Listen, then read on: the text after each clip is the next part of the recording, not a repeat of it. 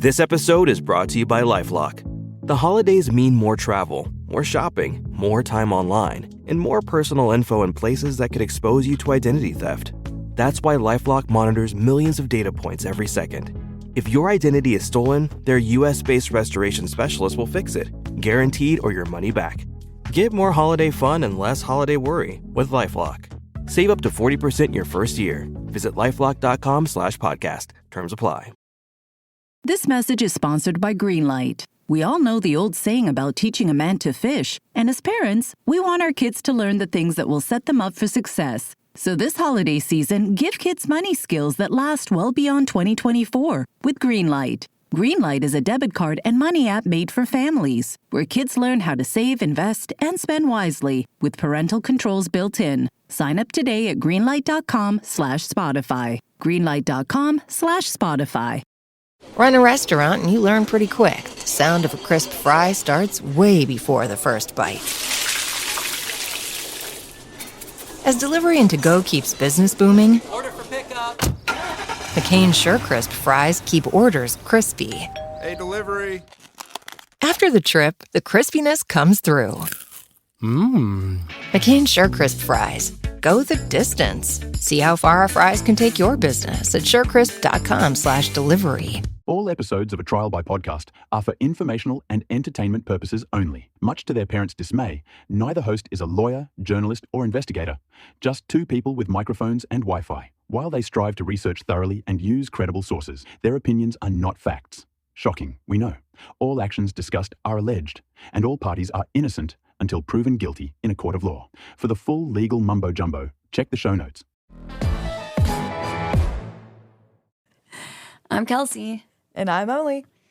And today we are going to finish the story of JonBenét Ramsey. And when I say finish, we're going to be done talking about it after this, but there's probably some more details that we did not touch on because it would take a year. We're going to wrap it up from our end. We're going to wrap it up from our end on JonBenét Ramsey. Just in time for Christmas. Just in time.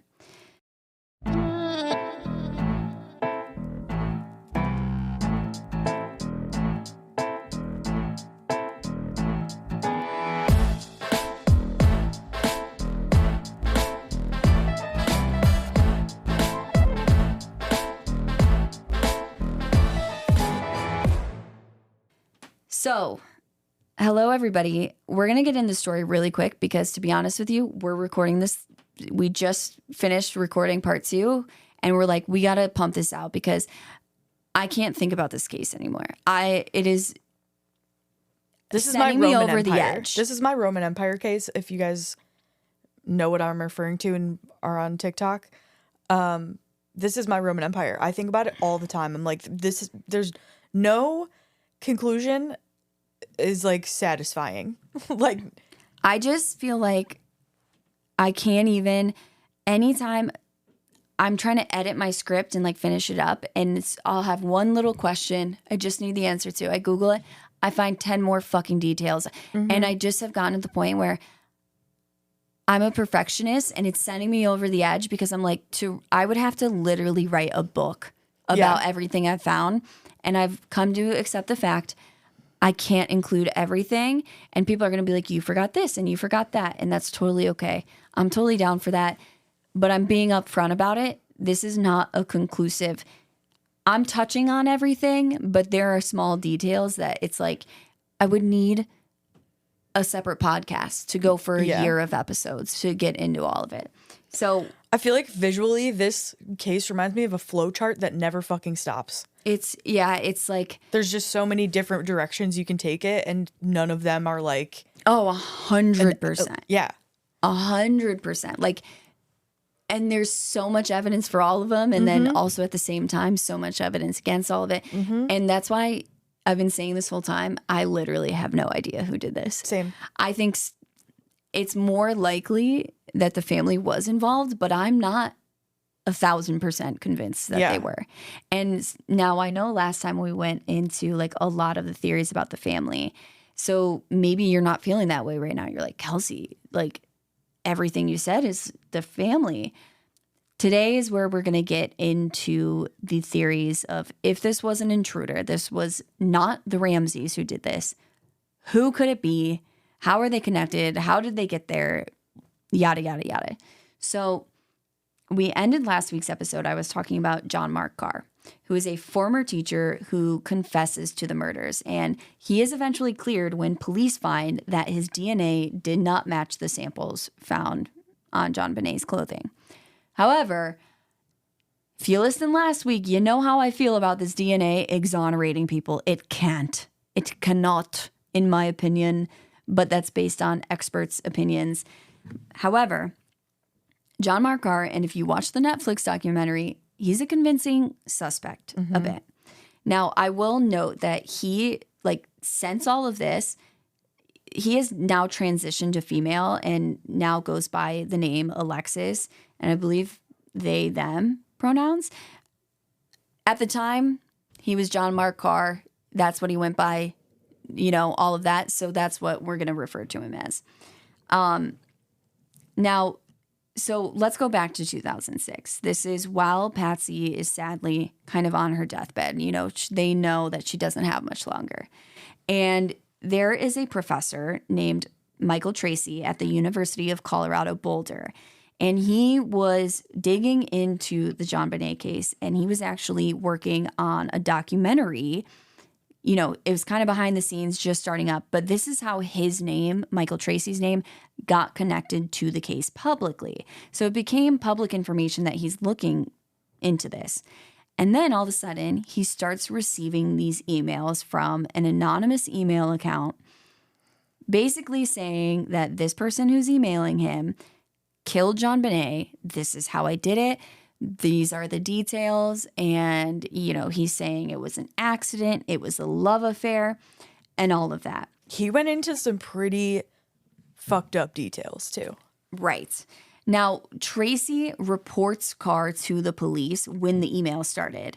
And this man, because at first he's thinking this is all bullshit. Yeah. But then this guy starts to talk about his sexual fascination with JonBenét. And Tracy was very skeptical of all of this because he's just thinking it's some weirdo obsessed with the case because it's all over the news. And so Tracy asks this person, how do I know you're not just pulling all of this information from the internet and bullshitting me? And Carr responds and tells him to ask John Ramsey what the nickname for JonBenét's grandmother was. And he says, John's going to tell you that the nickname is Nettie. So Michael Tracy asked John, and lo and behold, the nickname is Nettie. And this is something that... that gives me chills. After this happens, Michael Tracy, looks everywhere on the public domain of... To figure out where he got this information. Out there. Yeah. And he could not find it. And so this starts to become convincing not only to Michael Tracy, but also to authorities. They're like, wait, what? Yeah, how does he know this? Is something happening here? So this anonymous writer began asking for Tracy to put him in contact with Patsy Ramsey so he could apologize for killing her daughter. And Tracy just keeps stalling. He's like, oh, yeah, well, I'll have to, because he doesn't, obviously he's not going to put her in contact with Patsy. And so he's stalling, and eventually the guy says something along the lines of oh, well, at this rate, I'll be in her house before you get me her phone number.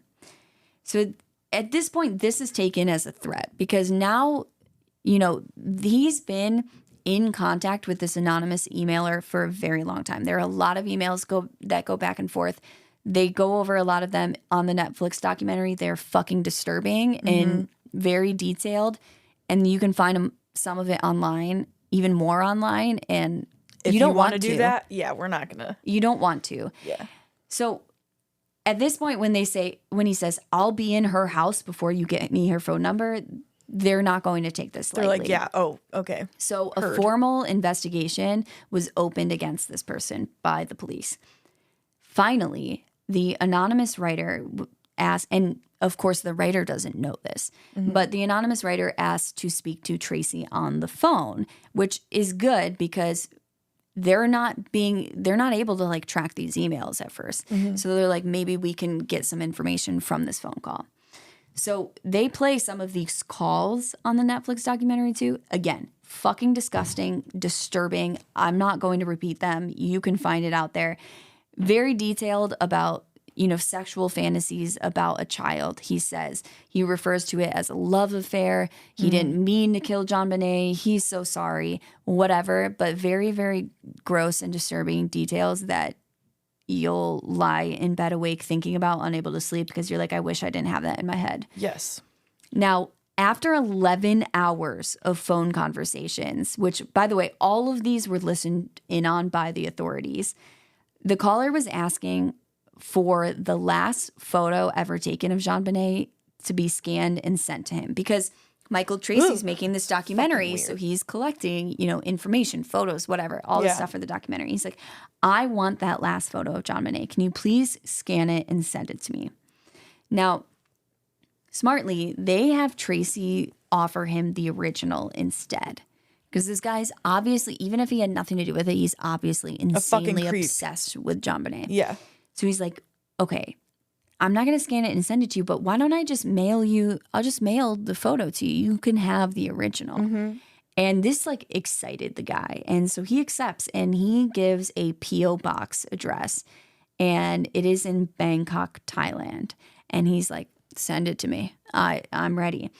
And if you don't know, a P.O. box obviously it's not an address of a building. It's just an address at the post office. There's a box, you have a key to it.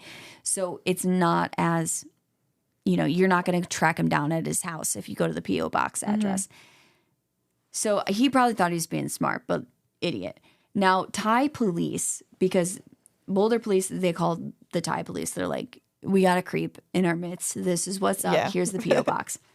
So the Thai police immediately start surveilling the P.O. box, and they watch a guy go in, open it, and get some mail out. So they followed the owner of this P.O. box who opened it. And this, of course, was determined to be John Mark Carr. And they end up following him and surveilling him for a week.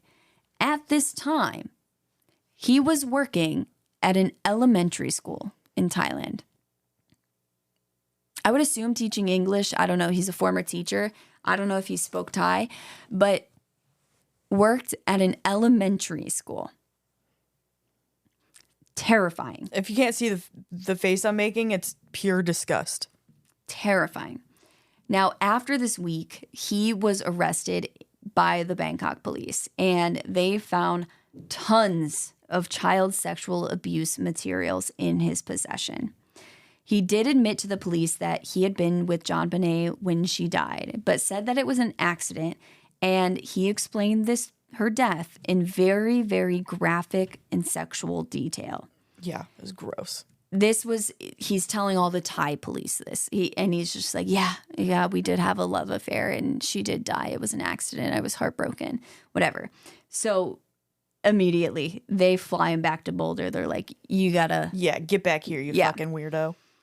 So at this point, it hits the media, huge media storm, and everyone was relieved that because this guy's admitting it. And at one point, I've seen a thing where he's talking to the press while he's in handcuffs, and he's like saying that he loves JonBenét or something fucking weird. So everyone's saying, oh, this guy's admitting to it. Mm-hmm. So everyone's relieved. They're like, oh my God, this 10-year cold case is finally being solved. And I saw on Netflix that he used to work at an all-girls elementary school too. Yeah, he's fucking gross, dude. Mm-hmm. Gross and terrifying. Now, they even found a series of diary entries that he had allegedly written from the scene of the crime, dated and everything. And he's saying that the death was accidental from a love game, is what he called it, quote unquote, love game. Ew, gone that wrong. Makes me cringe. And basically what he's implying, and the way that these diary entries are written are as if he's literally sitting in the Ramsey's basement after killing JonBenét, writing them right then, the way he's talking about it. And I'm not going to give too much because it's more than you want to know. But one thing that he says is that the reason that the death was accidental was that the strangulation with the garrote was like a sexual, what do they call it? Autoerotic asphyxiation thing, which seems odd, but also could make sense. Yeah. Because if you remember when we were talking about the autopsy, there were no internal signs of strangulation. They were all external, which implies that she was being choked very lightly. Not enough to kill her. Yeah. At least. So that could imply that the intention of the strangulation was not to kill her. Okay, well, then what would the intention be? Sexual. So just to point that out, but otherwise I'm going to spare you the details. Now, he also told the investigators that, he never planned to kill JonBenét and leave her in the house or anything. And this was a whole like thing that went wrong.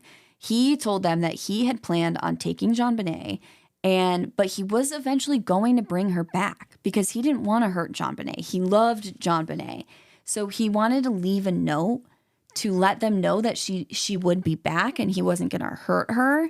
But he also he wanted to throw them off his tracks, which is why he made it like this ransom note and whatever. So they're trying to he's saying, I was just trying to lead you in a different direction, but I never was planning to kill her, blah, blah, blah. He also claimed that he had entered the home while the Ramseys were at dinner and waited for them to get home.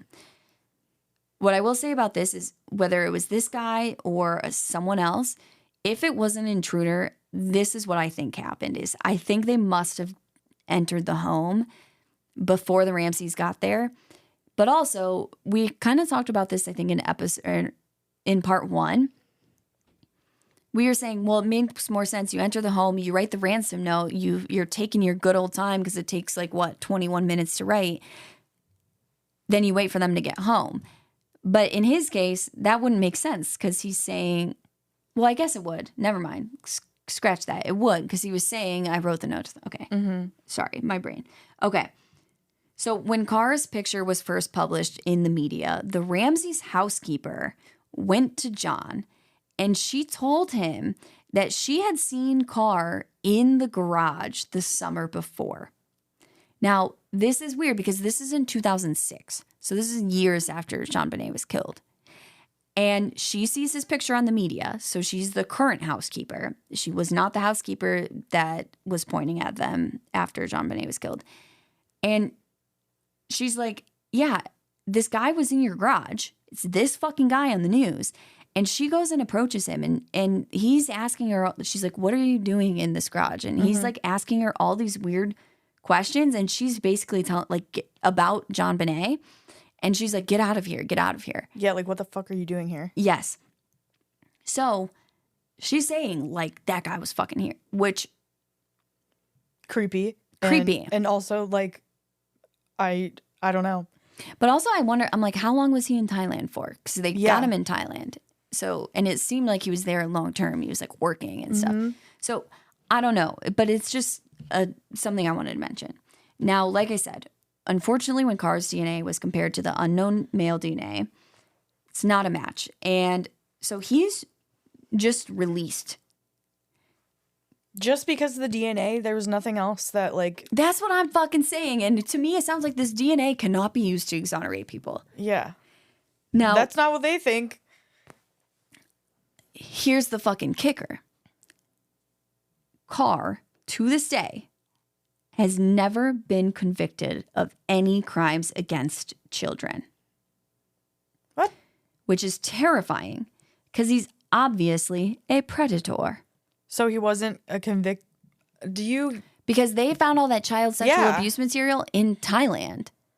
So I don't know if they can press charge. I don't know. Or when they say crimes against children, maybe they mean maybe child pornography. They aren't including in that, but I would assume they are. But what the fuck? Yeah, I don't know. This guy gave me the heebie-jeebies on the Netflix special. Either whether or not he killed JonBenét, too much information. he's fucking scary and should should not and he be. has a lot of information about her that I don't know. Well, I have 50 pages of information about her and I have nothing to do with it. yeah, but you didn't know what her grandma's nickname was? That's true. That's true. And at the time, there was Nothing less about out that. there, and Yeah. like the internet That was wasn't like so 20 big. years ago almost at this point. Oh, that's gross. Yeah. That's a long time ago. Weird. So this comes out. This is all, Patsy passes away. This is all 2006 time. Then in 2008, this is when it was finally revealed to the public that the DNA evidence didn't match anyone from the Ramsey family. Because at this point, they've ruled out Carr with this DNA, and they made that statement. They're like, well, the DNA doesn't match Carr, so we got to let him go. So now the public's like, well, wait, does it what about the fucking family? match the family? Uh-huh. Why are you even testing it against Carr? Because a lot of people, the public perception was that the Ramseys did this. Mm-hmm. And they knew that there was DNA, so you would assume it connects them. So at this point, the Boulder police come out and they reveal to the public that the DNA evidence does not match anyone from the Ramsey family. And they stated very clearly that the Ramseys have been cleared of any wrongdoing. On top of this, they even sent an apology letter to the family. Now, this is confusing because right? How can they go to a grand jury? The grand jury says, yeah, let's do it. We have enough evidence. We think they did it. Never fucking nothing happens about it. And then however many years later, they come out and say, yeah, we don't think that they had anything to do with this. Weird. That's fucking weird. This whole thing is confusing. Yeah. This whole case. That's why I'm like, I had to just get to this point where I was like, I have to stop. Yeah. I can't do this anymore because it is so confusing. And it's just, there's the volume of information out there. And that's what's, they've said, well, the Ramseys have been cleared.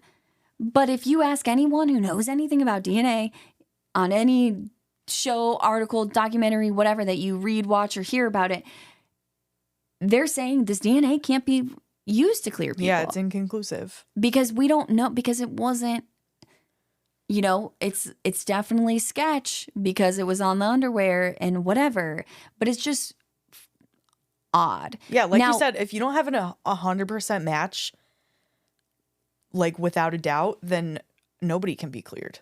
But also, the point is that the DNA testing did show that it was not from the Ramseys, guys. Like, it wasn't just inconclusive. Maybe it was, maybe it wasn't. It didn't was even not have anything? from them. Okay. But same thing with John Mark Carr. But the thing is like, why are you... I don't know. It's so confusing. But the Boulder police are acting like this can be used to clear people. But everyone else says it can't. Mm-hmm. And even some other people, some old detectives on the case and stuff like that. Steve Thomas, they're like, this means nothing. Yeah. It means nothing. So it's just weird. And again, it's just sketchy that the Boulder police, they had that information since I think it was 1999 or 2000 at the latest. And they don't release that until 2008. Then they're finally like, yeah, you know what? It didn't match the Ramseys. But they were quick as fuck to clear this John Mark Carr guy who had a lot of weird information. It's just, this whole thing is fucking crazy. So we're going to skip ahead a little bit in time from, that was 2008. We're going to 2013. In 2013, there were court documents that were released, and these showed that the grand jury, which convened all the way back in 1998, actually did vote to indict the Ramseys on 2 charges. So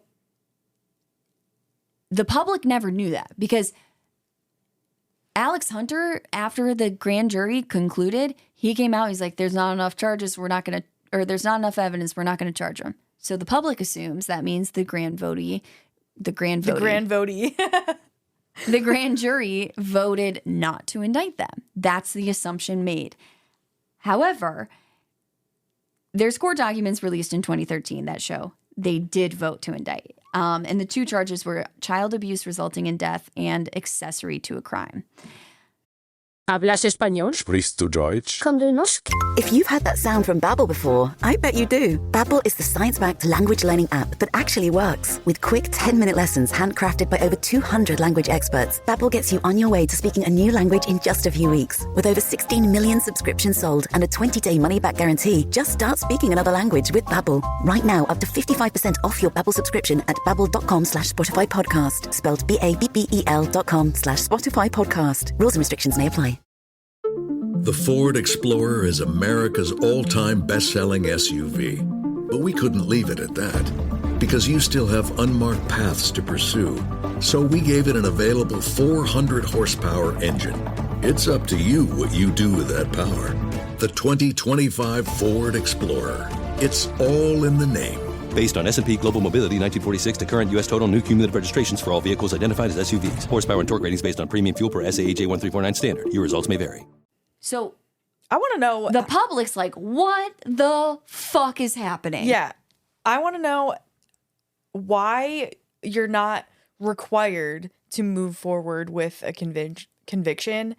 Like, if that is the conclusion from the grand jury, is that they do have enough evidence. I feel like there should be something that's like, you have to give enough reason to not move forward with a trial or a conviction, if you know what I'm saying. Well, I feel like that's like, how does one person because decide the we're burden not is gonna on the move state. forward? The burden, and in any prosecution of like a U.S. citizen, the burden is on the state to prove the case. So they have to prove it beyond a reasonable doubt. Now, in a grand jury trial, the whole beyond a reasonable doubt is not part of it. And you're not saying that they're guilty. You're just saying that there's enough evidence to suggest that you might be guilty. Okay. So, but again, it's like this whole, everyone in the public is like, maybe this Alex Hunter guy who was the DA at the time was covering up. Yeah, he's doing some shady shit. He starts being, like, he's being accused of protecting the Ramseys, covering stuff up, and refusing warrants that should have been granted in order to protect the Ramseys. And there's this legal analyst from CNN. His name is Jeffrey Toobin. And he says that the indictments basically showed that the majority of the grand jury did agree that there was enough probable cause to warrant an indictment. But that doesn't mean, just because they made an indictment doesn't mean that John and Ramsey were like proved to be guilty. It's not like you said John and Ramsey. You said John and Ramsey. John and Ramsey. John and Patsy. But so my point is just because the grand jury voted to indict doesn't mean every member of the jury thinks that they're guilty. Technically, maybe they do think that. I don't know. This is just the majority of them that said that, okay, I think we have enough evidence. They just said, they're just saying, yes, there's enough probable cause to warrant an indictment, but it doesn't mean that they think guilt has been proved beyond a reasonable doubt. Okay. 2016, word starts going around that CBS is doing a documentary, and that this documentary is going to point at Burke as the killer. So we've already talked all about this CBS doc. Mm-hmm. But here's the thing. Before it comes out, Burke, who's now an adult, decides to go do an interview preemptively before the documentary comes out to kind of defend himself. Yeah. It may have come out after the documentary came out, but I believe he did the interview before the documentary, but I don't know what day this came out. So he does this interview with Dr. Phil, which, what a fucking choice of like who to do. Why would you pick Dr. Phil? Yeah. Like, that's like, you know what? I need to defend my innocence. I'm going to go on Maury. Like, yeah, exactly. What a weird Jerry choice. Springer. Yeah, for real. So this is the first interview that Burke ever did with the media. Like, because when he was a kid, it's not like he was doing media interviews. Like, he did the interview with the child psychologist. That was it. He does this one interview. It's 20 years after the crime. And people fucking light him up about this interview. They're like, he did it. It's obvious because I'm sorry. It's Dr. Phil. I'm sorry. I'm gonna be mean for a second, and I don't want to, but I'm doing this in defense of Burke. He's a weird guy, Burke. He's weird. He's smiling. He's very awkward. He looks very uncomfortable, and he comes off very weird, abnormal. And he is smiling a lot. And people point to this and they're like, look, what a fucking weirdo. And he's smiling. Why is he so happy about his sister's death? Whatever. It's 20 years later. Yeah. The guy his entire life has been the media. And now people are like accusing his family or his parents of doing this and talking about who killed his sister. And now he knows people are going to try and accuse him of murdering his little sister. Mm-hmm. I feel like I'd be a weird person if that was my entire life since I was 9 years old. I would probably be a little bit weird and uncomfortable and shy and not comfortable around people. Well, that and his mom very clearly, like, absolutely lost it after JonBenét was right. Like, murdered. this person has not had a normal upbringing in any way, shape, or form. So, yeah, he's weird. Does that make him a murderer? No. And yeah, he's smiling a lot in it. To me, he just looks uncomfortable. Mm-hmm. Like, he just looks like somebody I can't that's wait never till done this an is interview over. before. Yeah. Yeah. I feel like Dr. Phil has that effect on people too. Yeah. For I real. mean, I feel like I'd be uncomfortably smiling during an interview with him too. So now, there's also like this photo of Burke that people point to because there's a picture of him coming out of JonBenét's funeral and he's smiling in it.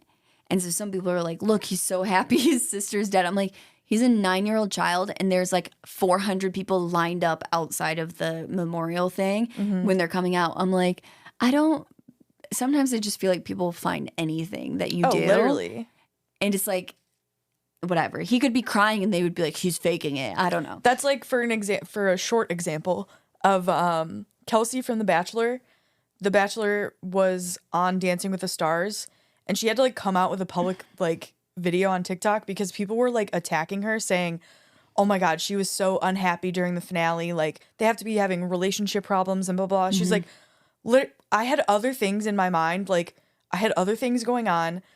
But just because I wasn't giddy and smiling and happy and had a different expression on my face doesn't mean that we're having relationship problems. Yeah. Like people just run with whatever they fucking want to. Exactly.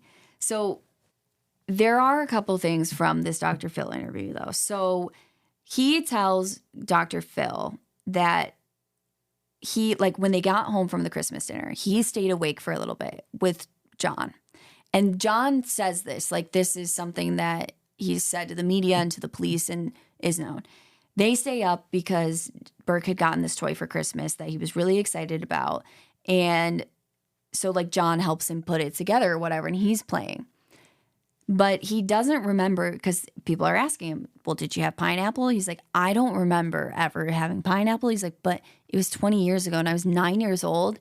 And I didn't know that this night was going to be like a special. What it was, yeah. So he's like, I don't remember. But he's basically saying, I might have. But like, I literally don't remember that I did. And I feel like I would.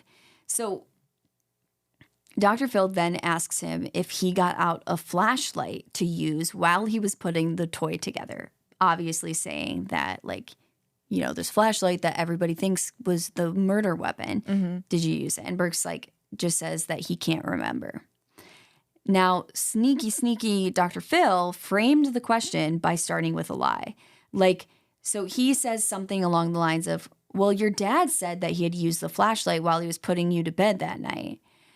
And so Burke goes, And he goes, well, did you use the flashlight to put the toy together? He's like, I don't remember. But everyone gets stuck on that little like agreement to the first part of the question, which he wasn't even asking Burke, is that true? He was just saying, well, your dad says this. Yeah, and he's like, making a statement. He's waiting for the rest of the question. People are like, oh, he like basically said that's true. And if that's true, blah, blah, blah, blah, blah. You guys know how I feel about the Burke thing. So that's just me, but there's some more stuff pointing at Burke. In November of 2022, the Boulder police and the DA issued this press release about this ongoing homicide investigation for JonBenét. And they announced that they were going to be consulting with the Colorado Cold Case Review Team in 2023. So they say, quote, since JonBenét's murder, detectives have investigated leads stemming from more than 21,000 tips, letters, and emails. We have traveled to 19 states to interview or speak with more than 1,000 individuals, end quote. This press release also noted that the Boulder police were working alongside the FBI, the CBI, Colorado's Department of Public Safety, and also several private laboratories in the U.S. So it's not like just the Boulder police are doing this. So there are outside forces that if there was all of this corruption happening earlier on in the case, this should mean that that has been resolved, okay? They note in this release, they say, quote, the amount of DNA evidence available for analysis is extremely small and complex. The sample could, in whole or in part, be consumed by DNA testing. In collaboration with the CBI and the FBI, there have been several discussions with private DNA labs about the viability of continued testing of DNA recovered from the crime scene and genetic genealogy analysis. Wherever there is a proven technology that can reliably test forensic samples consistent with the samples available in this case, additional analysis will be conducted, end quote. So what they're saying here is because there's a lot of people in the public, in the Ramsey family especially, saying, why aren't you testing this fucking DNA? And the point is that Kelsey made this way more confusing than it needed to be. The point is, the DNA sample is very small, and there are concerns that current technology won't be able to extract a usable profile from it. If they test it and fail to get a usable profile, they would likely waste the entire sample. What the police are saying is that they want to wait until technology advances enough to ensure they can get a usable profile, so they don't risk using up the sample unnecessarily. Many people speculate this is why John Ramsey is pushing so hard for it to be tested, so they use it up without being able to get a usable profile. But again, we don't know about this DNA profile if it's mixed or not. There seems to be some confusion on that. So, I don't know. Now, Burke, I know we've talked a lot about the Burke theory. I want to give you a quick overview. I'm going to skip over anything I've already said to the best of my abilities. CBS documentary comes out after this Dr. Phil interview. Theory is Burke wakes up, he makes a snack on the pineapple. JonBenét woke up, she comes downstairs, takes a piece of the pineapple, he picks up the flashlight, hits JonBenét on the head with it. He didn't mean to kill her, but she fell unconscious. Parents thought she was dead and whatever, try and cover it up. You know how I feel about this. Burke is adamant that this is not true. He had nothing to do with what happened. JonBenét has no idea what happened to her. And he sues CBS and the hosts of the show and the producers for $750 million. It is a lot of money. Yeah. That's more than 89 million that they were trying to sue. What's his name for the book? Yeah.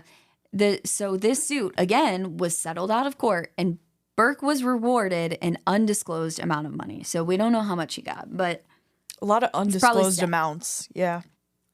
Now, you get the theory. We've talked about the evidence of why people think this may have been Burke. We talked about the little stun gun marks that people are saying maybe it's from the toy track and the pineapple and all of that. But there are also just some previous instances that people point to when they say, oh, it could have been Burke. Burke did have some troubling behavior as a child. He was known for smearing feces on stuff, even on JonBenét's things. So that day, like, they found in JonBenét's room, like, during the investigation, poop, feces, smeared on a box of candy that JonBenét had gotten for Christmas, which Burke had done this. Now, this is, and again, I'm not always trying to explain away I'm not trying to explain this way. This is very odd behavior for a child. Mm-hmm. But I've seen this argument places is that JonBenét was obviously like The golden child. The golden child. Yeah. She got all the attention. She was in these pageants with her mom. Their dad worked a lot. Patsy was a stay-at-home mom. And she was like Patsy's like, you know, light and joy in life. She was her star. And it seems that there may have been like a lot of jealousy. You know, Burke was very jealous. He didn't get the same type of attention from his parents that JonBenét got. And so, you know what gets you attention? Smearing shit on stuff. Oh, hell yeah, that'll get some attention. So, whatever. Now, there's also a story about how he had actually hit JonBenét with a golf club one time. But both Burke and Patsy claim that this was accidental while he was swinging the club back, but it was hard enough to leave a small scar under her eye. However, other people who knew the family say differently. Other people who knew the family say they think that he did it on purpose because he was like constantly mean and like aggressive with JonBenét. Yeah. So you know, if you're going to say that Patsy is covering up the murder of her daughter by Burke, of course you would lie and say, oh no, he did it on accident when he hit her with the golf club too. Yeah. Again, this CBS documentary also claims that at the end of that 911 call, there's someone saying, what did you find? And they say, oh, it sounds just like a little boy. I'm like, really? It sounds like, that's what it sounds like to me. Yeah. And I don't know. Steve Thomas seems to believe this. Whatever. But a lot of people are like, Burke was obviously awake, and they're saying he was asleep, and it makes no sense. Blah, blah, blah, blah, blah. Now, Burke was interviewed by a child psychologist. This was 13 days after the murder, and he was asked to draw his family. However, he only drew himself and his parents, not JonBenét or his half-siblings. So some people are like, this is so suspicious. Like, he already is not including his sister as part of his family. I'm like, he didn't include his fucking half-siblings either. Yeah. And also, she's no longer alive. Like, whatever. Again, that's like an opinion-based thing. That's totally subjective of, do you think that's weird or not? Now, this is the other thing. During this interview with the child psychologist, they ask him if he had a snack that night. And Burke just says that he doesn't remember. And this is very soon. This isn't 20 years later. This is weeks 13 after. days, yeah. So how do you not know? Mm-hmm. That's the question. Now, in another psychologist interview, they ask him what he thinks happened to his sister. And he told them that he didn't know. But the psychologist kind of pushes him a little bit. And he's like, well, what do you think happened? Just, you know, if you don't know, that's okay. But what do you think happened? Mm-hmm. And Burke says, I know what happened. And the doctor goes, well, you mean she got killed? Like, how do you think that happened? And Burke says, I think, well, I asked my dad, where did they find her body? And my dad said, I found her down in the basement. And so I think that someone took her very quietly and tiptoed down the basement and then maybe took a knife out and, you know, and then he holds up his hand and starts doing like this stabbing motion. He's like, just like that or something. And the doctor asks him, so you think that's how she died? And then Burke says, or maybe took a hammer, hit her in the head with it. And the whole time during this interview, he's playing with one of those like weird toys that you see in the waiting room in a doctor's office, you know, that it's got colored metal pieces and like little blocks that slide across. Oh my God, I used to play with those all the time. Yeah. So he's like playing with that thing and he's kind of holding it over his head and like in front of his face the whole time when he starts talking about an intruder, like as if he's trying to hide as he's talking about this to the doctor. And he only sets it down when he starts talking about the knife. He's like very into this toy, very unfocused, kind of hiding behind it. Then he sets it down and then he's like talking about the knife, doing the stabbing motion. And if you do watch it, I will admit it's very, you're like, whoa. You're like, whoa, dude. And this clip was actually showed during his interview with Dr. Phil. And Dr. Phil plays it and he's like, so what do you think about that? Asks Burke. And he basically just says that they were asking him to theorize. So he was theorizing, and he's 9 years old. So he didn't really know, but he knew that she had been killed. So he's thinking, you know, what do you see when people are killed in movies? Yeah, like how do I and know stuff? if someone is like, how do people usually get killed, you know? Mm-hmm. So again, you can say it's weird or it's not weird. It is weird behavior, but it's like, well, his fucking his sister was just murdered in his house while he was sleeping. So if he's innocent or whatever. Mm-hmm. But of course he's going to be acting weird. You're asking kid to theorize about his murdered sister, what happened to her. Tell me what the normal answer to that is. Yeah. That's my question. What's a Yeah. normal answer? How is he supposed to answer that? Right. So reports from the psychologist who had interviewed him as a child. These reports say that he was unemotional and detached, and he had trouble opening up about his family, which indicated that he was likely hiding something about his family. And that's a professional opinion from the person who interviewed him. Facts. So unemotional, detached, and hiding something. And when you watch the interview, you will be like, yes, unemotional, yes, detached. I don't have a expert opinion, so I'm going to trust theirs that hiding something. Again, you guys know how I feel about Burke.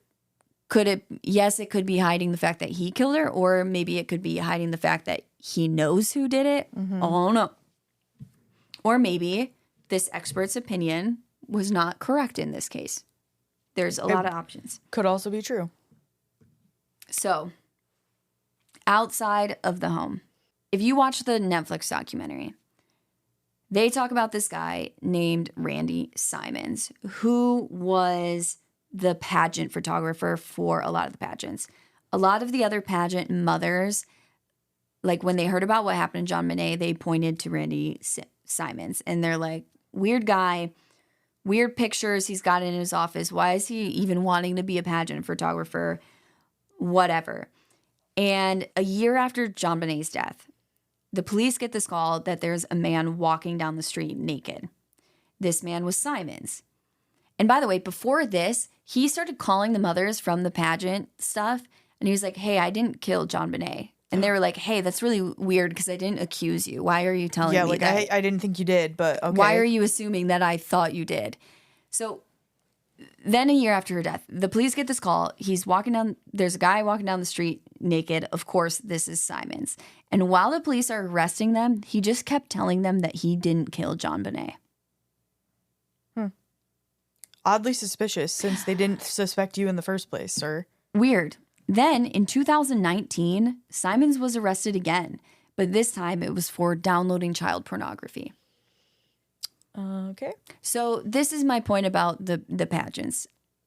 Do parents put their kids in pageants to sexualize them? No. But this is the guy that was fucking taking pictures of the kids. This is the guy that was sexualizing them.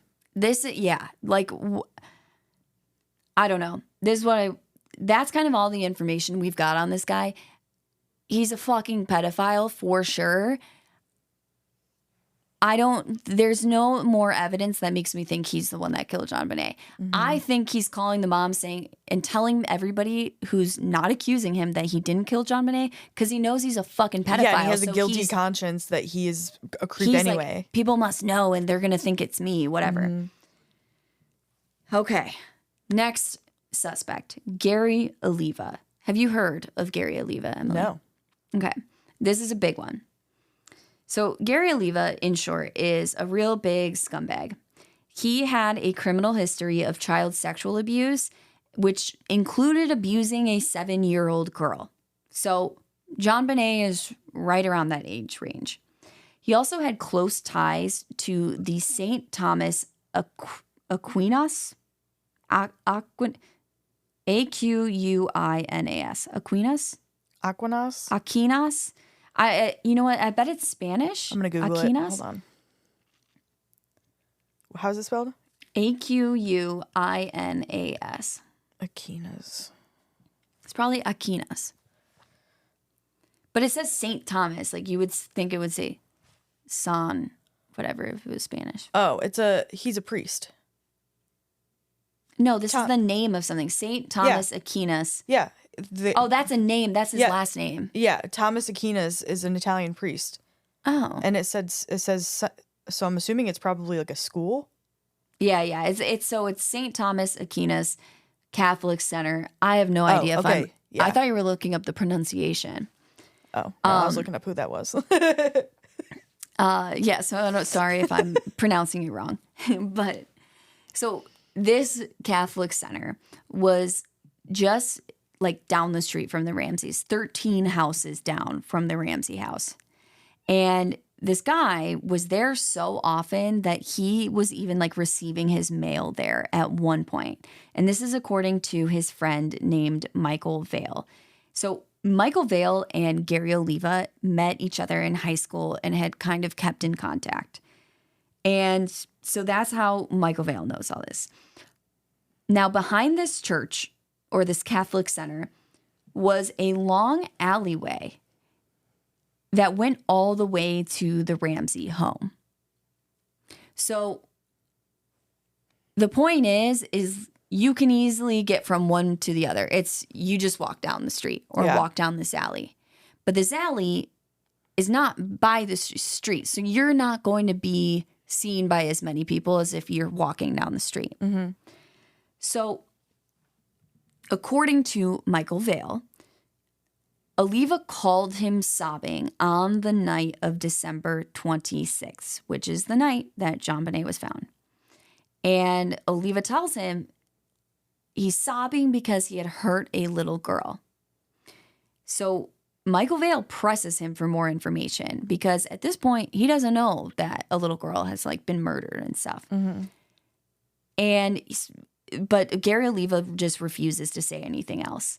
So once Michael Vale saw the news of the murder, he called the police and told them, he's like, I know this guy, Gary Oliva. He called me that same night crying, saying that he had hurt a little girl. And the police are like, okay, we're going to like get back and follow up with you. And they get off the phone. He never hears from the police again. Dude, what the fuck? Now this is all according to this one guy. So are we saying that he is... I'm saying I don't know. I have no reason not to believe him, but it's also like this isn't corroborated anywhere else. Yeah. So I'm just giving you both sides. Now, as far as I could find, Oliva was never investigated in relation to this crime until he was arrested on an unrelated charge. And when he's arrested on this unrelated charge, they find newspaper clippings about JonBenét's murder in his possession. Did they test his DNA? What can I get down? Oh, God. In 2016, Oliva was arrested again on another charge. This time, he was caught uploading child sexual abuse materials to his Gmail account on Boulder Public Wi-Fi. Idiot. And I was going to say, and that's on Being an Idiot for Dummies. This brought him back into the spotlight regarding JonBenét's case for a few reasons. First, when he was arrested, he had a stun gun on him. Oh. Okay? Second, he was in possession of hundreds of images depicting the sexual abuse of children and had more than 330 images of JonBenét saved on his phone, including her autopsy photos and photos of evidence taken by police. Ugh. Some of these photos were also what appeared to be a shrine to JonBenét. So Oliva was homeless at the time. So they're not sure like where this was taken, but he had pictures on his phone of this shrine that was built to JonBenét. So was it his? Did he build it? Where was it? Yeah. Or was it something that he found online? It's unclear. Other images that were found like in his possession depicted torture, cannibalism, and the mutilation of corpses. They found drawings that depicted similar topics, including murder, rape, and dismemberment. Like, this is his drawings. My hands are sweaty because who the fuck is this guy and why have I never heard of him? Because a lot of the flowcharts pointing to him. In his backpack, they also found a poem that he had written about JonBenét, titled Ode to JonBenét. Okay. After his arrest in 2016, Oliva's name starts spreading all over the news. And Michael Vale starts paying attention to the case again because he's seeing that he's like, okay, Oliva, this was his buddy. He's obviously a fucking predator. And so he's starting to look into the JonBenét case because he's kind of convinced that his old buddy did this. Mm-hmm. And this is when Vale sees a photo of the garrote for the first time. And he says that when he sees this photo, the hair on the back of his neck stood up because he claims that in high school, Oliva was, quote, fascinated with knots, complicated knots, end quote, saying that some of the collages Oliva made in high school had exemplified this. Now, of course, this is just one person claiming something. But if this is true, so we don't know this Michael Vale guy. Is he a fucking weirdo that just wants to be involved? Mm-hmm. Or is he a concerned citizen that actually wants to help? Right, exactly. So that's what the police's job is to investigate and find that out. You know what I mean? Mm-hmm. So I don't know. Do they do that, though? We don't know. I don't know. Now, like I said, I just want to make it clear that just because I'm telling you he said this doesn't mean that what he's saying happened. We don't know. That's why it needs to be investigated. But if you're taking it as it did, this is looking very convincing at Gary Oliva. Yeah. So you got me hooked. But like I said, the garrote knot is tied very weirdly, and it's very specific in my opinion. And we do know that Oliva was known for making these weird collages when he was younger. And he was even making them into his adulthood too, because after his arrest, they found a notebook full of these weird collages. And so they're made of a mix of semi-nude women, girls in bathing suits, and child pornography. And obviously they don't release photos of these. Mm-hmm. So it's confusing to me when they're saying the knots are used in the collage.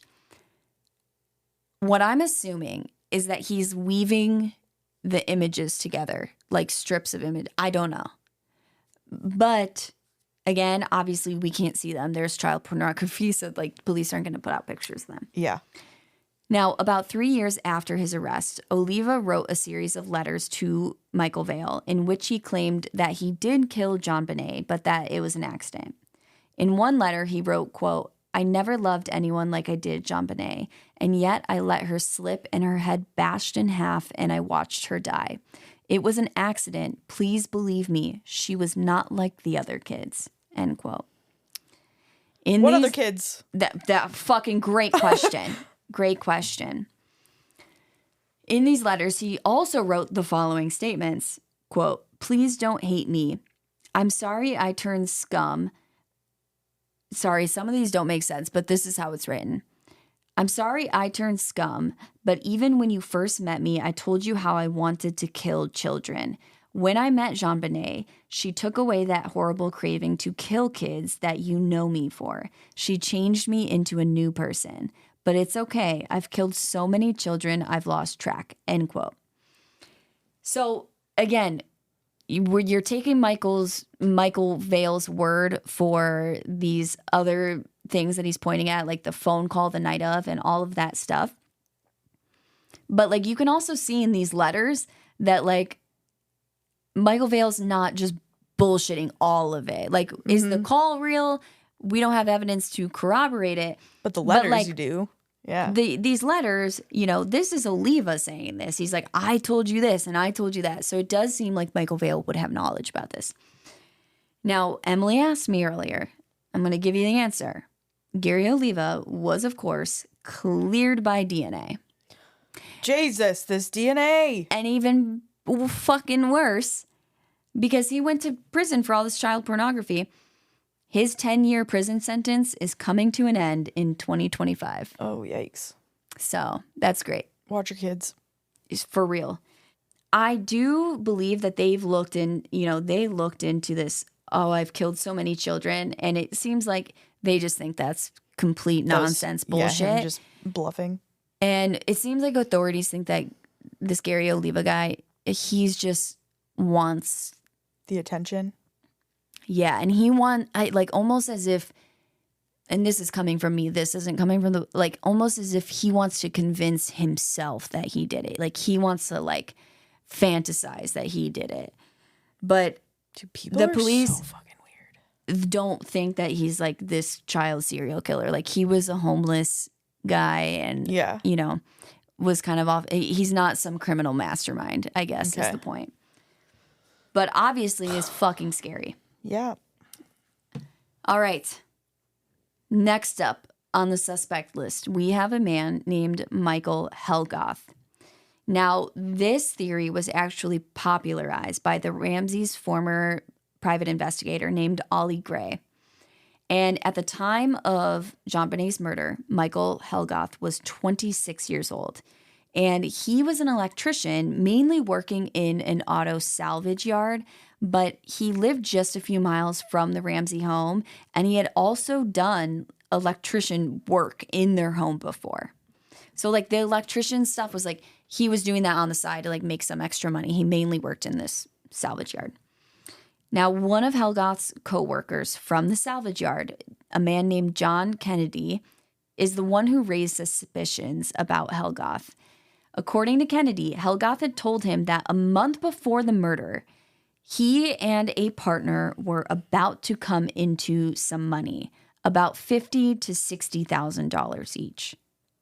So Helgoth is telling Kennedy about a month before JonBenét's murder, hey, I'm about to come into some money. Me and this partner are doing this thing. We're going to get $50,000 to $60,000 each. Now, remember, the ransom note asked for $118,000. Divided by 2 would be 50 to 60. But it goes back to this weird number of 118. How would an intruder know that this random person, yeah, you can say it was out on the counter, but then if he's telling someone this a month ahead of time, yeah, I don't know, unless he saw it when he was doing the electrical work in the home,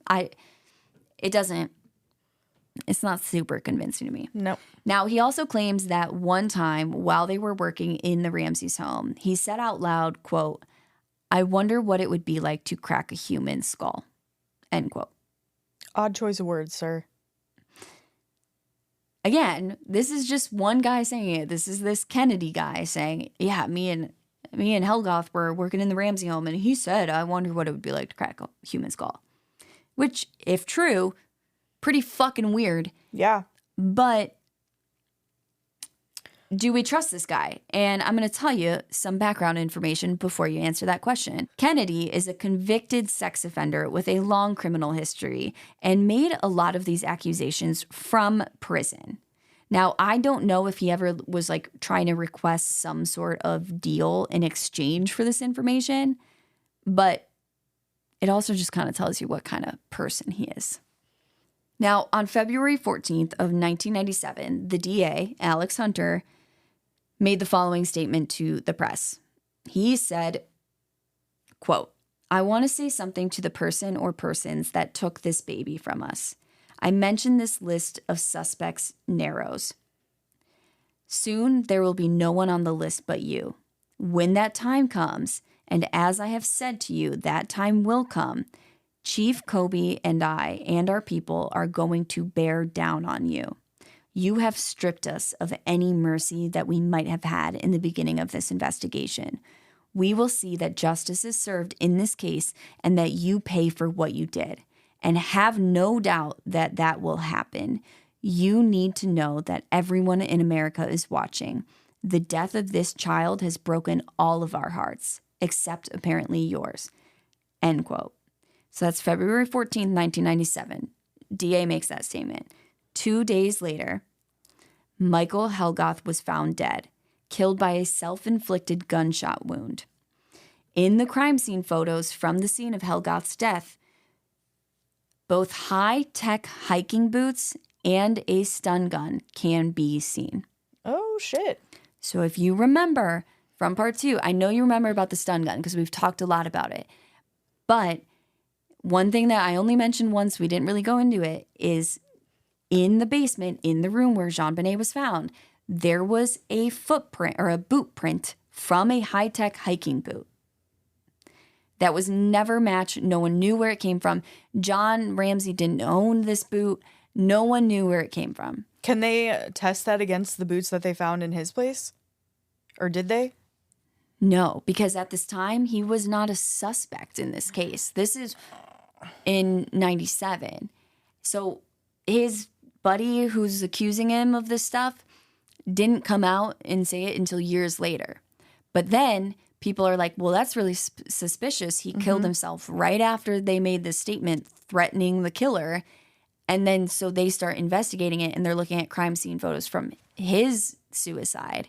And that's where they saw them? And they say, look at those high-tech boots. That's crazy. But it's also like, well, when they did this electrical work, what part of the house were they in? Were they in that room?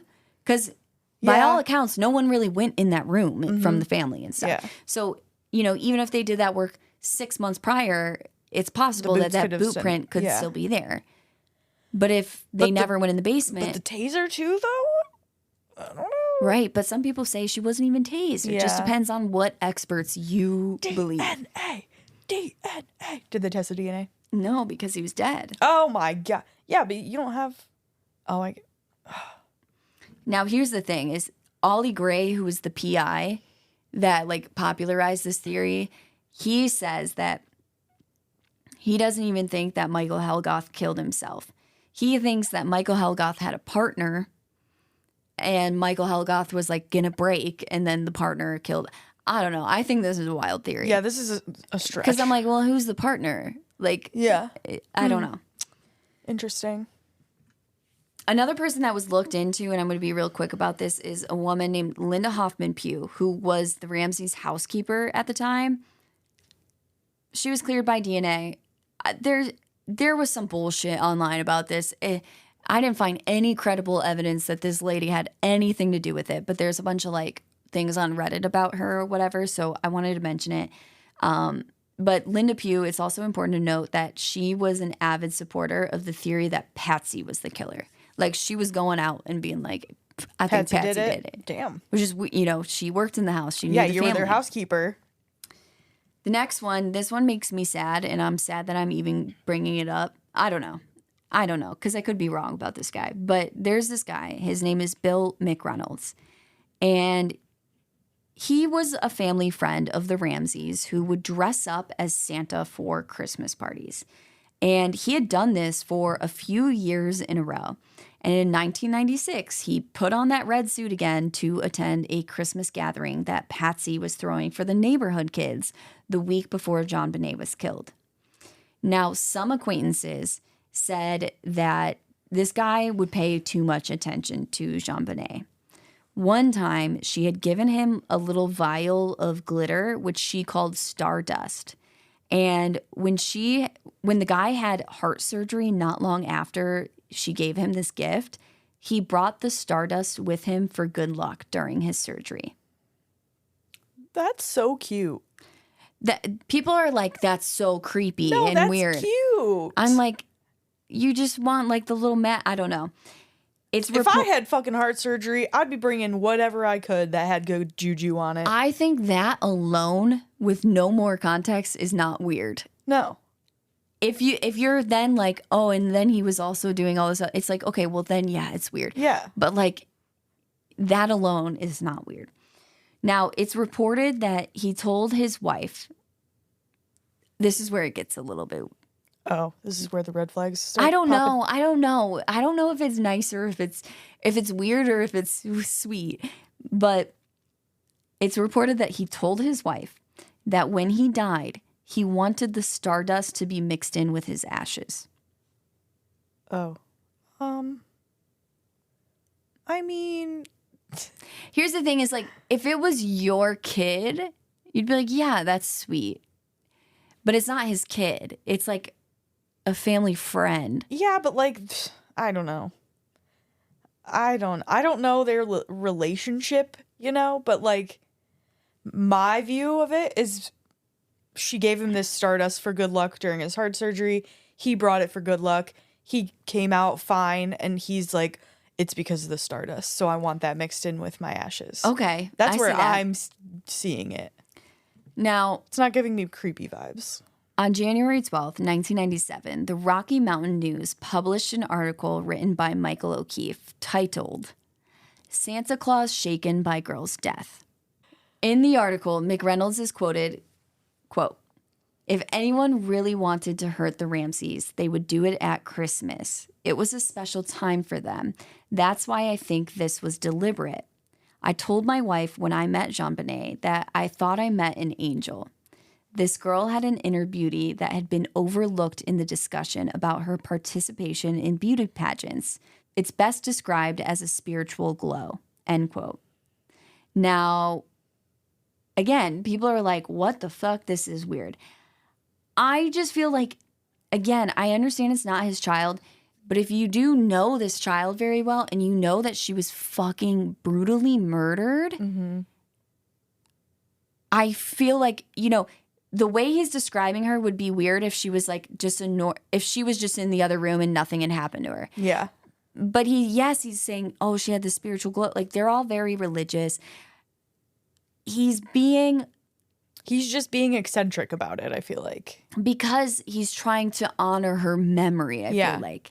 It sounds like they had like a, I don't want to say a bond because people take that and fucking run with it and be like, that's creepy. But like, it sounds like she touched him in a way. Like, little kids can come up to you and be like, little kids say some weird shit. And I feel like she had such an innocence. Like, the Stardust thing makes me, like, breaks my heart. Because I'm like, that's so sweet and, like, so innocent. And, like, she probably gave him this, like, whole story about how this Stardust is, like, so special. And, like, it'll bring you good luck and whatever. And, like, that's how he saw her. Right. Like, that doesn't give me any And I just also vibes. think that after someone passes away who is, like, a good person, everybody talks about them in a way that, like, it's like if angelic, If you were to ask Emily her thoughts on me now, she'd be like, a lot of the times, whatever, but sometimes but like, if I died, Emily would be like, she was the greatest human I ever met in my entire life.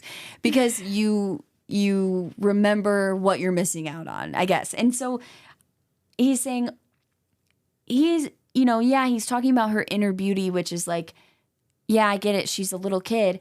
But also, like, there's also everyone in this. There's just hundreds and hundreds of reporters and stuff just talking about how she's sexualized and blah, blah, blah. He's like, you guys are missing the point. This was like a sweet little girl with like a beautiful soul and whatever. And so I don't know. That's what I'm taking from it. Now, eventually, hair, handwriting, and blood samples were taken from McReynolds, and he was ruled out. His handwriting did not match, his DNA was not a match. Now, Rolling Stone put it well when reporter Bryn Lavitt wrote about the effect of the glitter story in the media, saying, quote, this particular story generated buzz in the Denver Post, but failed to amount to anything more than the sensationalized character assassination of a friendly old man, end quote. Now, McReynolds passed away unexpectedly from heart issues in 2002. His wife, Janet, described the suspicion of his involvement in JonBenét's death as, quote, the greatest trial of his life. He was scarred. He was just so devastated by the mere idea anyone would suspect him of such a crime, end quote. That makes me so sad. Right? He sounds like this nice old man. Isn't that sad? And people were like trying to accuse him of this, and he's like, "Oh my god! Like, how could I even be accused of this? Like, I could never." Because he was just like, Because what a great He was story if Santa it was Claus. exactly. He was literally Santa But Claus. that would make the best story, you know. So Yeah. that it's like what if it was Santa? And that makes me sad. isn't that so sad? Yeah. And like he died pretty soon. I mean, it was 6 years after, but I feel like in the timeline of the JonBenét investigation, that was like pretty soon after, like to where people maybe didn't ever fully move on from that theory before his death. And that makes you think too, if the parents did not do this, how sad it is for them that the whole world is speculating this. Yeah. And I'm not saying people shouldn't speculate, but it's just a fact that if they had nothing to do with this, how horrific. Yeah. So where does the case stand now?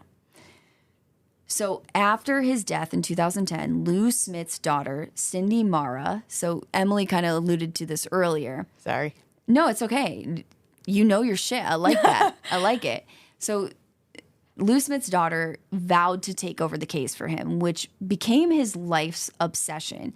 He wanted to solve this, and he wanted to prove that the Ramseys had nothing to do with this. And he had actually created these huge lists of suspects that needed DNA testing. And Lou Smith was very, very convinced that DNA testing was going to be what solved this case. Now, in this documentary on Hulu called The Untold Story of JonBenét Ramsey, John is interviewed, and he says that he thinks someone knew that the family would be at a Christmas party, and they broke into the home while the family was out. They had plenty of time to write the ransom note and waited in the house for the family to go to bed, and then killed JonBenét. And this is kind of what Lou Smith abides by. And really what John Ramsey is trying to push for nowadays, why he is in the media taking these interviews, is he's saying he wants that DNA tested, because this is all, the Boulder police has all this evidence. And they do a yearly review with the Ramsey family and tell them the status. But other than that, they are not working together. And John Ramsey is saying, why aren't you testing this DNA? Why aren't you testing it? And he's, there have been a lot of cases over the last few years that have been solved using familial DNA testing. Which one was the serial killer that recently was caught with it? Was it the Golden State Killer? I don't know. You guys will know. Someone will let me know. But there's recently a serial killer was caught because, their mother's second cousin's brother's sister did DNA testing, and then it was linked to them. Oh, yeah, through the, Ancestry or 23andMe or something like that. Ancestry and 23andMe they don't allow authorities to test the DNA. Oh. But there's one, I think it's called GEDmatch. Okay. GEDmatch that does. And so they're trying, John's really pushing for this DNA testing. And that was actually before I truly understood what this DNA was, because I think I had kind of given you guys the lowdown. I always thought it was the Ramseys. Then I thought it was Burke. Then I did all this research last year, and I was like, oh my God, I don't think the Ramseys did it, because I didn't understand all of the detail of the DNA. I was like, the DNA doesn't match. They didn't do it. What the fuck? Yeah. And so I was like, plus, why would John always be doing these interviews if he did this? But when you go back and realize that this DNA really doesn't mean much at this point, and there's so little left of it.